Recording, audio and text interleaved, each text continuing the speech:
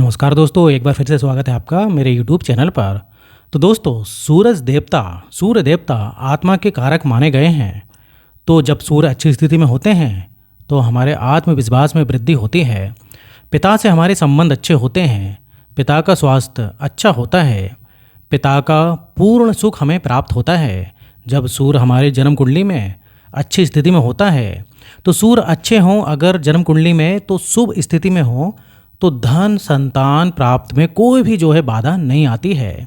संतान की प्राप्ति होती है। पुत्र संतान की प्राप्ति सूर्य के अच्छी स्थिति में होने से होती है।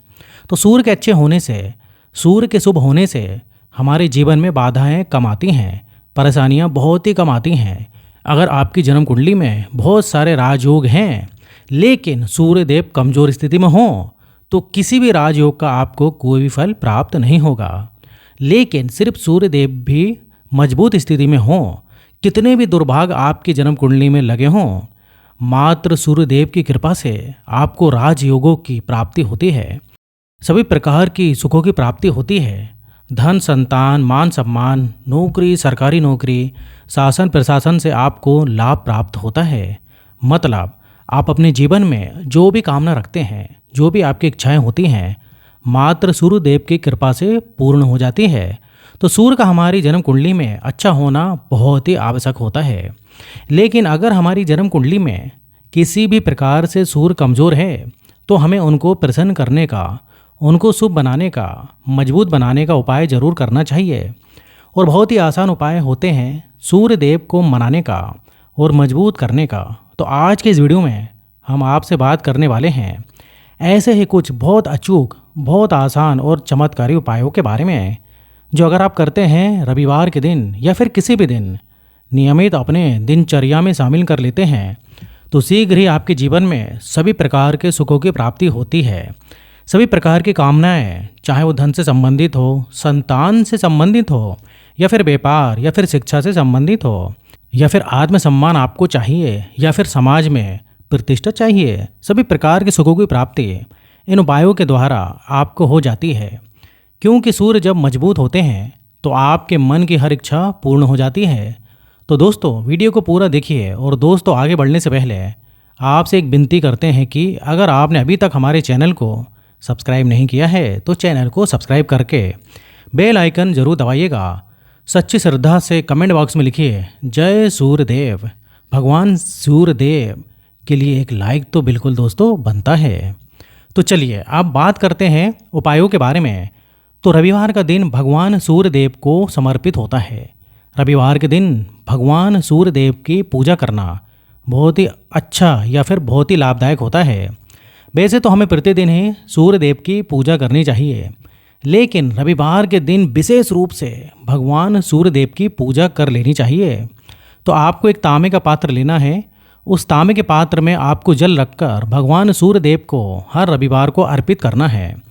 अगर आप प्रतिदिन नहीं कर पाते हैं तो रविवार को जरूर करें। वैसे आपको प्रतिदिन सूर्यदेव को जल जरूर देना चाहिए। चाहे आप कोई भी पूजा नहीं कर पाते हैं, समय नहीं है आपके पास, तो सिर्फ स्नान करने के बाद सूर्यदेव को जल जरूर अर्पित कर देना चाहिए। और तभी आपकी जन्म कुंडली के जो भी ग्रह दोष होंगे वो समाप्त हो जाते हैं और आपकी ज़िंदगी में जो भी परेशानियाँ होती हैं उन परेशानियों से मुक्ति मिल जाती है। जब आप सूर्यदेव को जल अर्पित करते हैं, गायत्री मंत्र का जाप करें। गायत्री मंत्र का जप आप यथासंभव कर सकते हैं।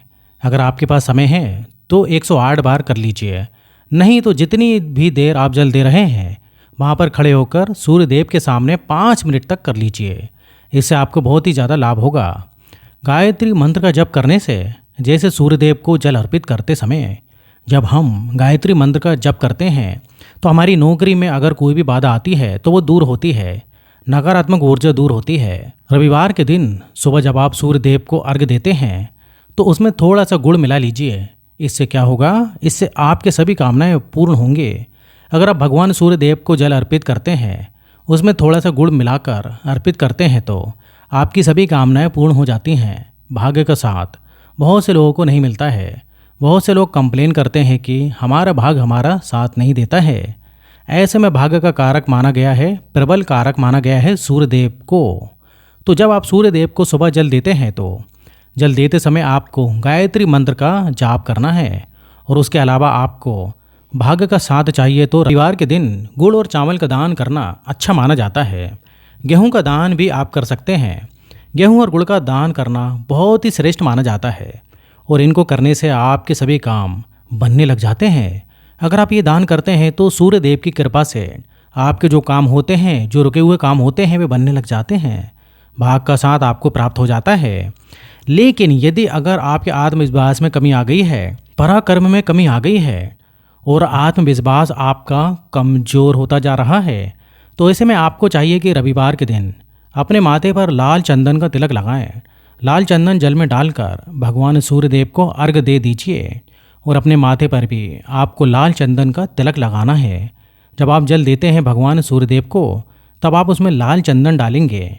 जब सूर्यदेव को जल अर्पित करते हैं तो उसके बाद उस तांबे के पात्र में थोड़ा सा जो लाल चंदन है वो किनारे पर लगा होता है। जब हम कोई भी वस्तु डालकर अर्पित करते हैं तो किनारे पर थोड़ा सा लग ही जाता है। उस पात्र से ही अनामिका उंगली में लेके आपको लाल चंदन लेना है और इससे अपने मस्तिष्क में लगाना है। अगर आप ये प्रतिदिन करते हैं तो निश्चित बहुत ही शीघ्र आपको आकर्षण में वृद्धि होगी। आपके सभी काम बनने लग जाते हैं। आप अगर व्यापार करते हैं तो आप जिनसे भी डीलिंग करते हैं, जिनसे भी आपका व्यापार हो, जिनसे भी आपका व्यापारिक रिश्ता है, वो बहुत मजबूत स्थिति में होता है। आपके मान सम्मान के साथ आपके आत्मविश्वास में भी वृद्धि होती है। भगवान सूर्यदेव की कृपा अगर आप पाना चाहते हैं तो लाल मसूर की दाल किसी ब्राह्मण को रविवार के दिन दान कर दीजिए। अगर आप किसी भी ब्राह्मण को लाल मसूर की दाल दान करते हैं तो इससे आपकी जन्म कुंडली के ग्रह दोष दूर होते हैं।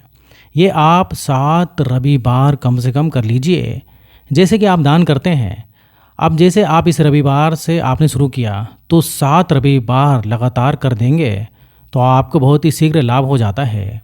ग्रह दोषों से मुक्ति मिल जाती है। रविवार के दिन गुड़ खाकर किसी भी काम पर निकलना चाहिए। रविवार के दिन गुड़ खाकर किसी भी काम पर निकलना चाहिए।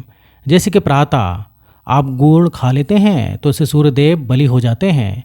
और गुड़ और चावल से बनी हुई खीर अगर आप सूर्यदेव को चढ़ाते हैं तो इससे दिन भी बहुत ही अच्छा हो जाता है।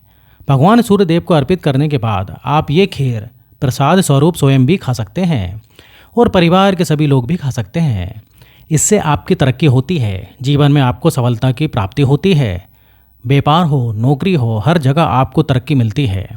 यदि अगर आपके घर में कोई भी बीमार है, बहुत लंबे समय से बीमार है, तो उससे कहें कि वो सूर्यदेव को तांबे के पात्र में रोली और लाल फूल डालकर अर्पित करें।